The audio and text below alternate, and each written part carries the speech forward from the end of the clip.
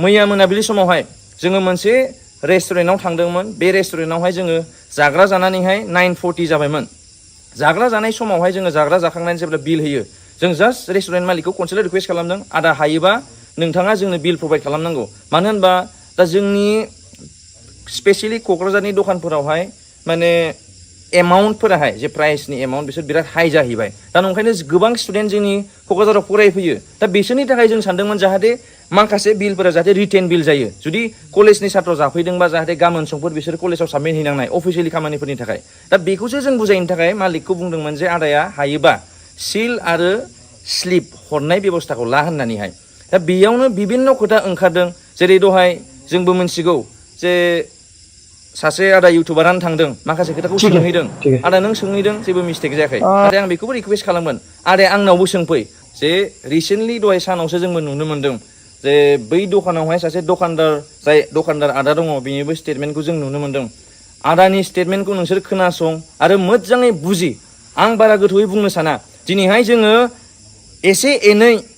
माने बुजिनो हानाय मडार्नाइजेसनजोंबो जाजोब्बाय बुंफ्लानाय बाथ्रा आरो जे सैथो बाथ्रा बुंनाय नोंथांमोनाबो हमनो हायो जे आदानि स्टेटमेन्ट होनाय दखानदारनि स्टेटमेन्टखौ खनसे खोनासं आरो बै गथ'खौ जे जबरदस्ति बुंहोदों सोबादों होननानैहाय रेस्टुरेन्ट मालिक आदाया बुंदों जे आङो मैया मोनायाव सोंदोंमोन नाथाय गथ'आ खोन्थायाखै आंनो दहाय फुङावसो सोबादों होननानै खोन्थादों बेफोरो एक्सुवेलि रियेलावनो सोबा मारनाय ना बे मेकिं बानायनाय नोंथांमोना सान जुदि सोबा मारदोंबा दिनै मानोहाय सीसी केमेरा फुटेजखौ मानो होनो हायाखै दिनै सोबा मारदोंमोनबा होनांगौमोन सीसी केमेरा फुटेजखौहाय आरो जोंनि गन्डगल जालांनाय जाथायखौबो नुजोबगोन नोंथांमोना होनो हागोन सीसी केमेरा फुटेजखौहाय साथाजों एसेबाबो एटेक खालामनाय मबाइल बुख्रुबनाय बेखौ नोंथांमोना साफा नुनो हाजोबगोन सीसी केमेरा फुटेजावहाय ओंखायनो आं खावलायो नोंथांमोनहाबो सोरनिबा बा सोरनि मिसलिड खालामनायावहाय नंखाय बाथ्राखौ खोनासंनानै नोंथांमोनहाबो जाहाथे मिसलिड दा खालामजाथों मानो होनबा बै सुबुंखौबो आं बुंनो थांगोन दिनै नोंथाङाहाय जे जायगायाव थांनाङा बे जायगायाव थाङै थाङै भिडिअ खालामहैयो नाथाय नोंथांमोन बायदियाहाय एथ'ग्राब गोख्रों सासे दैदेनगिरि जानानैहाय बा गोख्रों सासे इयुथ दैदेनगिरि जानानैहाय दिनै जोंनि लकेलावनो जोंनि क'क्राझार जेलाव NDFB आदामोन दङ बिथांमोनखौ मानो खबर लाहैफेराखै बिथांमोननि जे सुखु दुखु मानो फंसेबो खबर लाहैफेराखै आरो बै दुखिया गामिफोरावहाय आं बेखौनो बुंगोन आदा नोंखौबो आं खावलायगोन सुजित नार्जारिनि गामिनि जानानै आं खावलायगोन आदायाबो सुजित नार्जारिनि गामियाव खनसे फै आरो बेखौबो भिडिअ खालामबाय जे दिनै जोंनि मुंख्लं बड'लेण्ड मुभमेन्टनि गिबि मुंख्लंनि गामिया मानो दिनैसिमाव मानो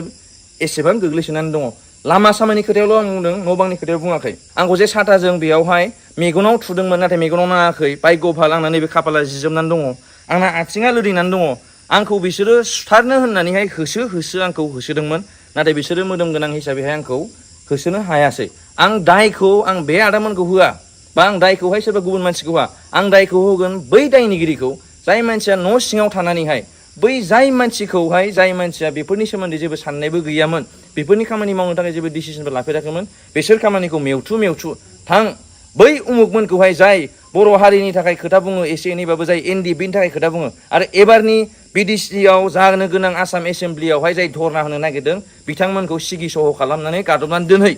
बे वेयाव लांनानैहाय मैयाहाय जेब्ला जोङो बिल होखांजोबो बे समावहाय साब्रै साबा आदामोन दंमोन गासिबो थांजोबदों नाथाय सानै आदाया फैनानै मा भुल बुजिनानैहाय जोंजों ओरैबायदि माने बुंनाङै बाथ्राफोरखौ बुंबाय नोंथांमोना जुदि माखासे खोथाखौ मोनथिजोबथारनो लुगैदोंबा जे बिसोर बुंनाय आं एथ'ग्राब गोथौयै बुंनो साना आरो मानि थाखाय बुंनो साना होनबा जोंनि बर' हारिनि गेजेरावहाय जों जास्ट ससियेल मिडियायावल' बुंलायनानै बिराद गुलाय गुजाय जाबाय जोंनि माखासे सिनियर मानसिफोरा बुङो नोंसोर हायोबा प्रेक्टिकेलि मावनो नाजा ओंखायनो दिनैहाय आं हरखाब मोनाबिलि समाव फैनायनि रिजोना बेनो जाहैदों जे मोनसे रेस्टुरेन्टावहाय CCTV केमेरा फुटेज थानांगौ आरो निश्चय जुदि जोंनि साइडनिफ्राय जुदि माबा गाज्रि खामानि मावनाय जादोंबा बे CCTV केमेरा फुटेजाव मोनगोन